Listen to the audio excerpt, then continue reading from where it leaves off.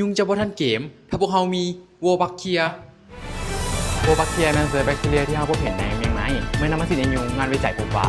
ยุงที่มีเชื้อโวบักเทียก็สามารถเผยแพร่เชื้อไวรัสไข้เลือดออกสู่มนุษย์ได้นั่นหมายความว่า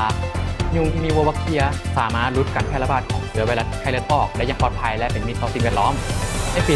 2022 โครงการ DDDIL ที่นครหลวงเวียงจันทร์ได้มีการปล่อยยุงที่มีโวบักเทียไปทั้งหมด 3,000 จอกเป็นเวลา 18 อาทิตย์รวมมี 32 บ้านภายหลังที่ปล่อยยุงโวบักเทียเห็นได้ว่าพายุงรายได้ลดลงหลายกว่าปีที่ผ่านมาถ้าบ่เขียบ่เทิงเด้จะป้องกันแนวใดเฮาสามารถป้องกันได้ตามหลัก5ปอคือ 1. ปิดฝาภาชนะเก็บน้ำทั้งในเฮือนและนอกเฮือน 2. เปลี่ยนน้ำในภาชนะต่าง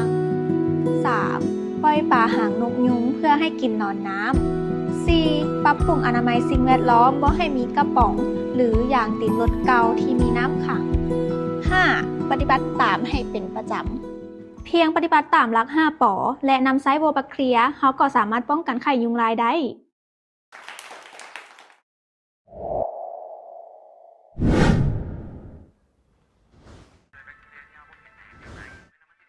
ฝันอีหยังวะ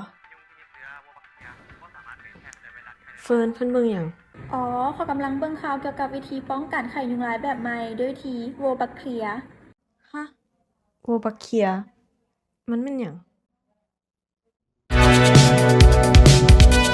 สบายดีโวบัคเทีย